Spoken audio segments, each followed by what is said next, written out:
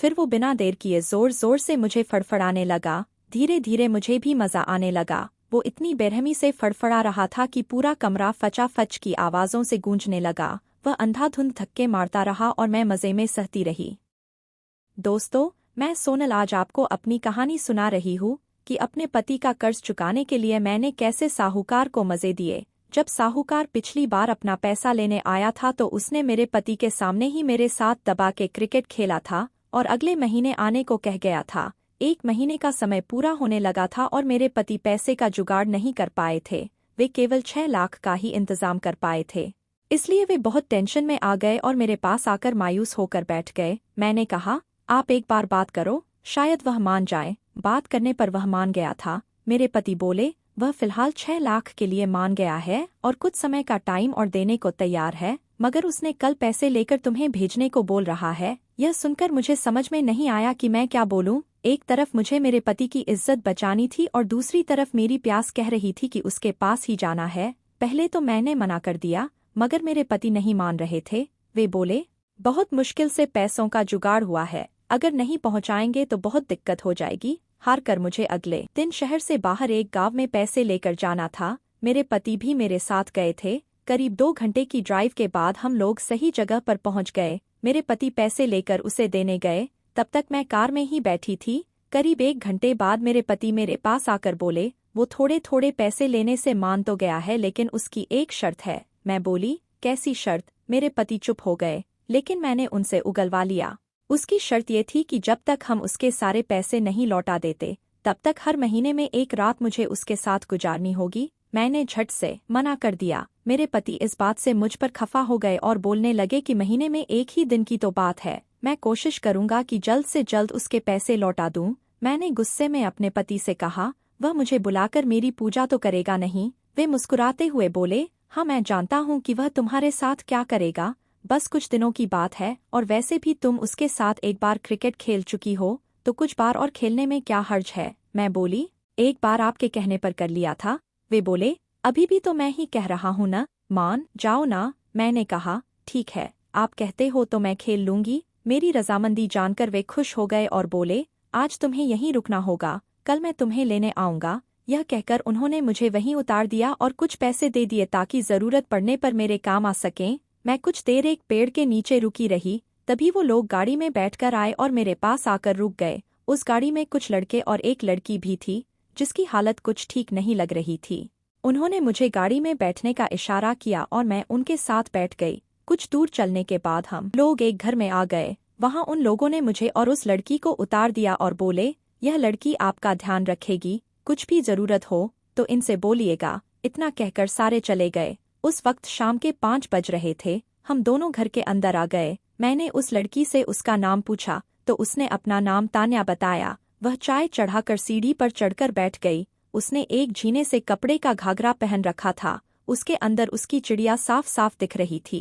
उसकी चिड़िया के पंखों पर किसी मर्द का प्रेमरस लगा हुआ था। मैं समझ गई कि यह बजकर वाकर आई है। मैंने पूछा, किसने किया तुम्हारा ये हाल? वह मुस्कुरा कर बोली, वही सारे लड़के जो गाड़ी में थे, साले सुबह से लगे हुए हैं। मैंने कहा, फिर तो ठंडी का मजा तो तुम ही उठा रही हो। वह बोली, घबराओ मत, तुम्हारा भी यही हाल होने वाला है। यह बोलकर वह चाय छानने लगी। चाय पीते पीते मैंने उससे पूछा, तान्या मुझे भी ये सभी हिलाएंगे क्या? उस पर वो मुस्कुरा कर बोली, नहीं, तुमको तो बस मेरा देवर ही, बाकियों का कोटा मैंने दिन में ही पूरा कर दिया है। कुछ देर में तान्या का बेटा बाजार से नॉनवेज लेकर आ गया। वह खाना बनाने लगी और मैं टीवी देखने लगी। रात के करीब 8 बजे तान्या ने मुझे खाने के लिए बुलाया। मैं और तान्या साथ खाने बैठे। उसने ढेर सारा नॉनवेज मुझे परोस दिया। मैंने कहा, कम डालो। वह हंसकर बोलने लगी, अरे अच्छे से खाओ, रात भर कच्चा मटन भी तो खाना है। यह सुनकर मैं शर्मा कर चुपचाप खाने लगी। करीब 8:30 बजे पूरे गांव में सन्नाटा पसर गया था।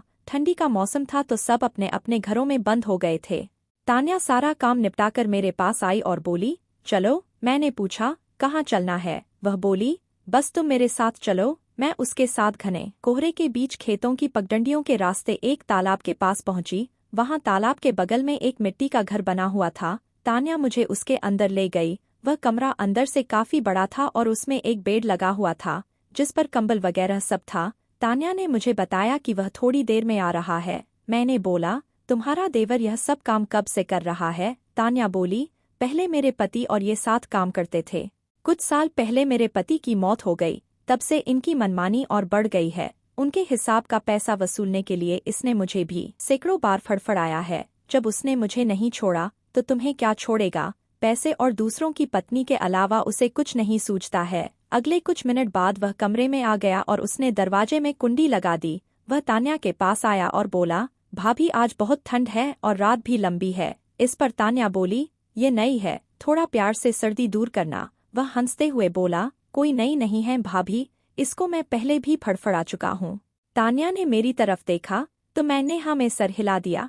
तब तान्या ने उसे एक गोली दी और मेरी तरफ दे कर मुस्कुराती हुई बोली, फिर तो तुम दोनों अच्छे से खेलो। वह मेरे पास आया और बोला, मुझे पता था कि तुम जरूर आओगी। यह बोलकर वह मेरे पास आ गया और सैंडल उतारकर मुझे बेड पर लेटने को बोला। मैंने वैसा ही किया।